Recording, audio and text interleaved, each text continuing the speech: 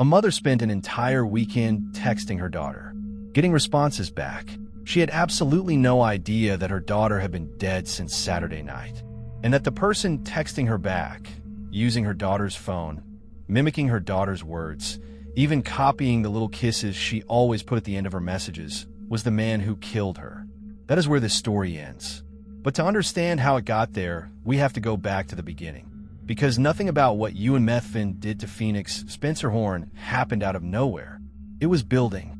Slowly, quietly, invisibly, it was building for months. And by the time anyone could see it clearly, it was already too late. Before we dive deeper, let us know in the comments where you're watching from. We would love to hear from you, and do not forget to hit that subscribe button so you never miss any of our upcoming videos. Phoenix Alison Spencer Horn was born and raised in East Kilbride, South Lanarkshire, Scotland. And from the very beginning, there was something about her that people remembered long after she had left the room. Her name, Phoenix, was not just a name. It carried within it an idea, a meaning, almost a prophecy. The phoenix in mythology is the creature that rises from the ashes of its own destruction, the thing that cannot be permanently extinguished no matter what is done to it. And in everything Phoenix did during her 21 years on this earth, she seemed to embody exactly that spirit. She rose. She lifted. She refused to let the weight of the world drag her or the people she loved into the darkness. She was the kind of person who noticed when someone around her was struggling and then actually did something about it. Not because it was convenient, not because it earned her praise, but because that was simply who she was.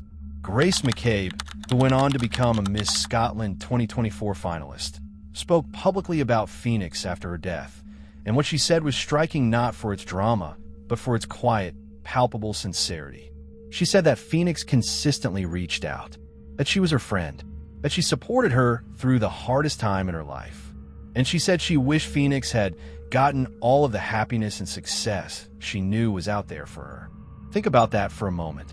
Phoenix was 21 years old, working multiple jobs, navigating her own pressures, her own ambitions, her own future, and she was still finding the time and the emotional bandwidth to show up for the people around her when they needed it most. That was not occasional kindness. That was character. That was the foundation of who Phoenix Spencer Horn was, built into her at the deepest level. At 21, Phoenix was working hard and building something real. She waitressed at the Straven Hotel, a well-regarded establishment not far from East Kilbride, and she also picked up shifts at local coffee shops in the area. Across every workplace, her colleagues described her the same way, every single time. Cheerful, reliable, someone who brought genuine warmth and positive energy to even the most demanding and exhausting shifts. In the service industry, where difficult customers and relentless hours can grind people down over time, Phoenix stood out because she actually enjoyed connecting with the people around her. She was the kind of employee that managers leaned on, that customers remembered, and that fellow staff members were grateful to work alongside. She was building something. At 21 years old, she was standing right at the very beginning of what should have been a long, full, and extraordinary life. Living with her in a flat on Glen Lee in East Kilbride was her boyfriend of 2 years, a 27-year-old postman named Ewan Methven. The two had met at a family party, which in itself tells you something important about how ordinary their beginning was. Not a dating app, not a chance encounter with a stranger. A family party. The kind of meeting that gets retold warmly at anniversaries and dinners for decades afterward. Ewan was 6 years older than Phoenix, and to everyone around them, that age gap raised no alarms at all. He presented well. He was polite to Phoenix's mother, Alison Spencer. He was considerate and attentive in the company of her family. Over 2 years, he had been welcomed into the Spencer family not merely as a boyfriend, but as something closer to a son. Phoenix's mother had grown particularly fond of him. They exchanged regular text messages. He attended family gatherings. He was trusted completely and without reservation by every single person who loved Phoenix. And Phoenix herself appeared happy. When she talked about Ewan to her family, there was genuine security in how she spoke. She was proud of the life they were building together. From the outside, everything looked exactly right. But behind the surface of that ordinary, uncomfortable life, something sinister was slowly brewing. Something darker was quietly taking shape in ways that were invisible to everyone who loved Phoenix, and perhaps even to Phoenix herself. It did not arrive loudly. It did not arrive with a raised fist or a shouted demand or anything that might have been immediately named for what it was. It arrived quietly, wrapped in a language of love and need, disguised as vulnerability, and it had been growing inside that relationship for months before it finally spiraled into something irreversible. At some point during 2024, Ewan Methven began making complaints about Phoenix's work schedule. Specifically, he objected to her waitressing shifts at the Straven Hotel. The complaints began small and on the surface entirely reasonable. He would tell Phoenix that he felt lonely when she worked evenings. He would mention missing her when she was away for weekend shifts. For someone who did not know what was really happening, these might have sounded like the feelings of a devoted boyfriend who simply wanted more time with the woman he loved. But the frequency of those complaints began to increase. And then the intensity increased, and what had initially sounded like longing slowly started to feel like pressure. For Phoenix, a young woman whose greatest gift was her empathy and whose deepest instinct was to care for the people around her, this pattern was particularly effective and particularly dangerous. Because every time Ewan complained, Phoenix apologized. She would express regret that her work schedule was affecting him. She would try to reassure him. She would try to adjust. Without fully realizing it, she was being slowly conditioned to feel guilty for her own independence, for her own ambition, for her own life outside of their relationship. This is how coercive control works. It does not spiral into view all at once. It builds gradually, almost imperceptibly, through 100 small moments in which one person is made to feel that their choices are causing pain to someone they love. And for someone as empathetic as Phoenix, someone who had built her entire reputation on showing up for people in their darkest moments, that dynamic was uniquely, sinisterly effective. Ewan did not tell Phoenix to quit her job. He simply made her feel, repeatedly and consistently, that by working she was failing him, that his emotional state was her responsibility to manage, that her presence was more important than her ambitions. And all of it was wrapped in the language of love, invisible to the family who trusted Ewan completely, invisible even to Phoenix who was still trying to make it work. Now let us go to Saturday, November 16th, 2024, the day that began like any other and ended in a way that would shatter everyone who knew and loved Phoenix Spencerhorn. Phoenix got up, got ready, and went to work her shift at the Straven Hotel. By all accounts, she was in good spirits that day, her usual self, warm and engaged and present with the customers and colleagues around her. She had even seen her mother Allison the day before and had seemed perfectly fine. Ewan, meanwhile, completed his postal route for Royal Mail. Nothing about his behavior that day struck anyone who crossed his path as unusual. He was a postman finishing his rounds on a Saturday, nothing more. When his shift ended, he told a colleague he was heading home to chill. An ordinary, forgettable comment. Except that it wasn't. Because while Phoenix was still at the hotel, still serving customers, still bringing her warmth and professionalism to every table she attended, something sinister was already brewing inside Ewan Methven that was about to spiral completely and violently beyond any point of return. During the afternoon, while Phoenix was still working her shift, she received a text message from Ewan. He was at home, and he was complaining, once again, that her waitressing shifts made him feel lonely. It was not the first time. It was not even close to the first time. Phoenix had grown accustomed to managing his feelings from a distance while she worked. And so, true to the pattern that had formed between them, she did what she had been conditioned to do. She apologized. She sent a message back expressing regret that her shift was affecting him, likely reassuring him she would be home soon, likely absorbing his discomfort into herself the way she always did. It was the kind of response the dynamic between them had trained her to give. But something about that exchange on November 16th was different.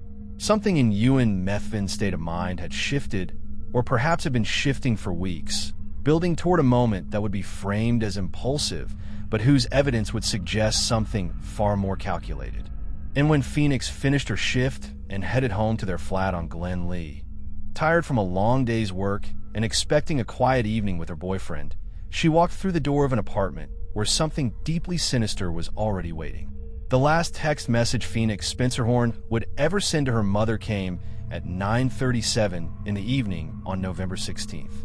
She told Allison Spencer that she and Ewan were at home eating dinner together. Earlier that evening, around 8 o'clock, Ewan had ordered a takeaway for the two of them. When the delivery driver arrived at the flat, he would later tell police that Ewan appeared completely normal. Not drunk, not agitated, not under the influence of any substances he could identify. Calm, composed, and entirely functional.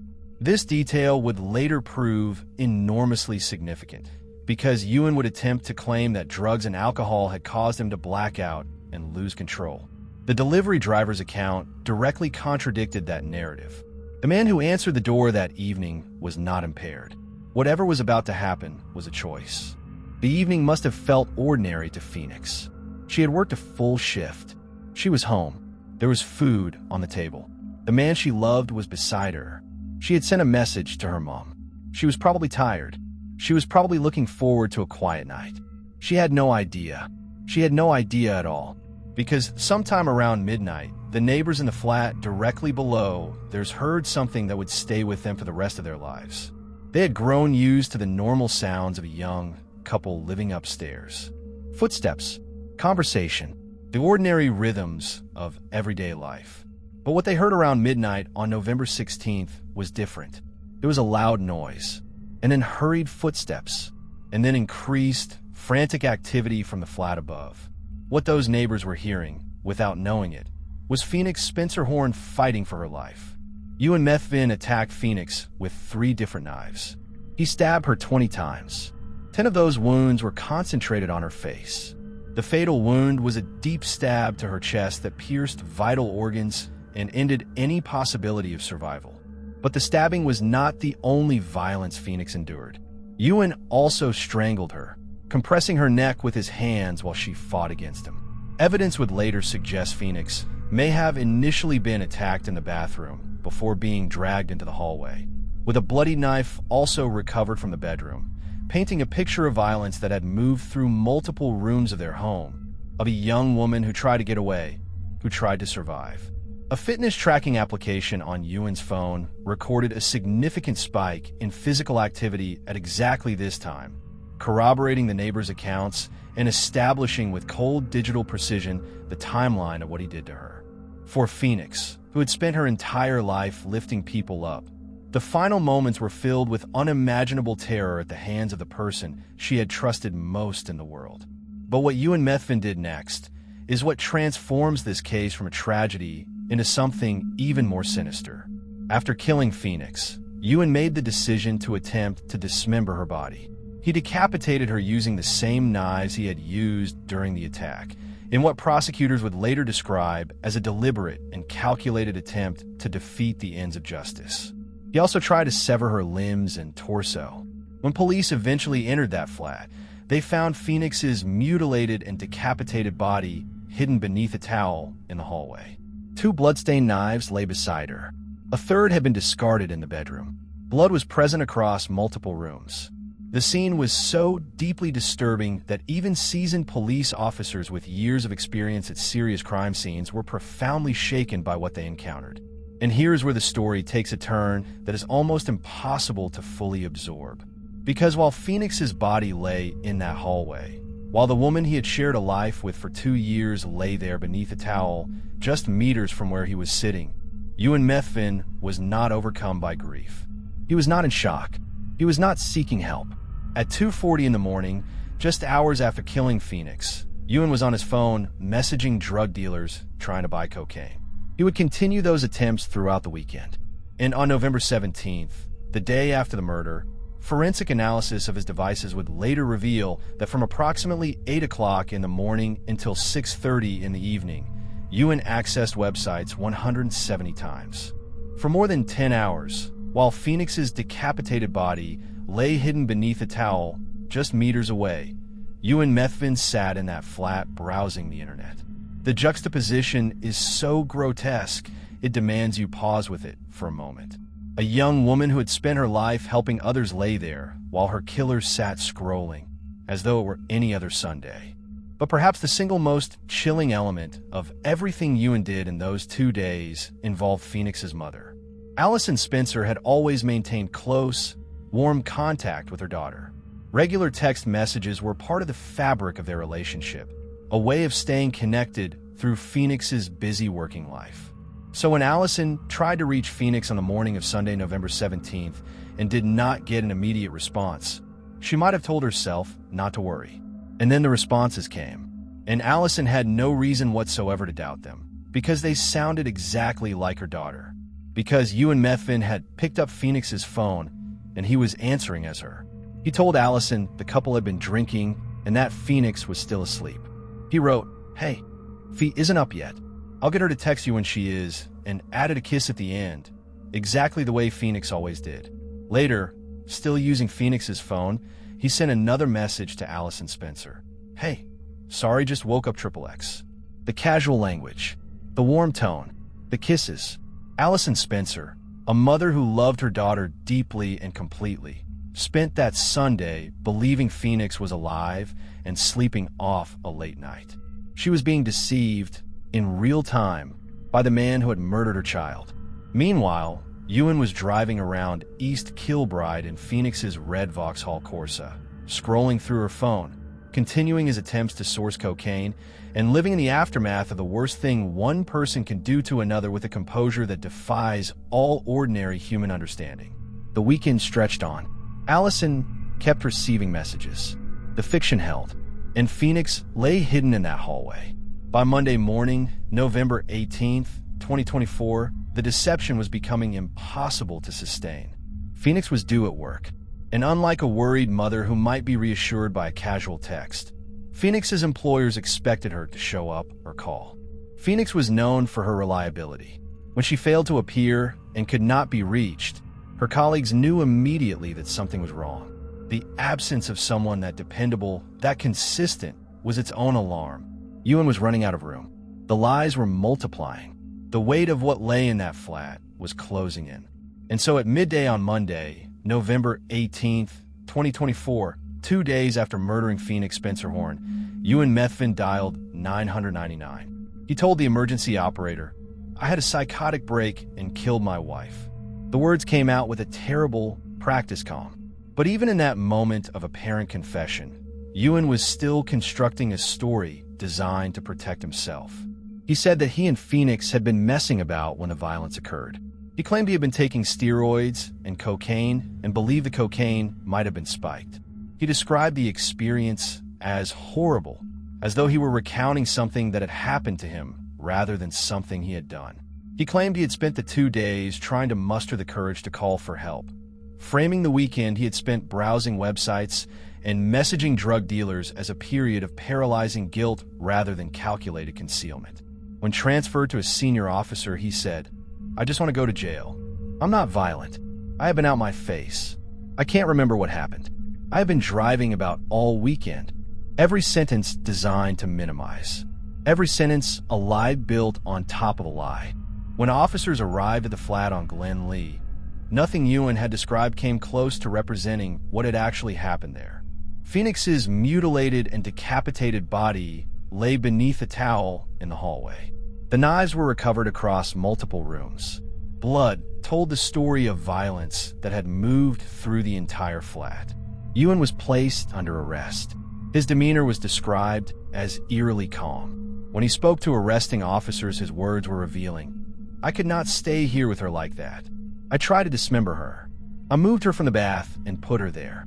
These were not the words of someone in the grip of a psychotic episode. They were the words of someone who had made decisions, who had weighed options, who had acted with deliberate and sustained intent. The investigation that followed dismantled every element of the narrative Ewan had tried to construct. The delivery driver confirmed he appeared completely sober when he answered the door. The fitness tracker on his phone placed him in intense physical activity at exactly midnight, matching the neighbor's accounts precisely.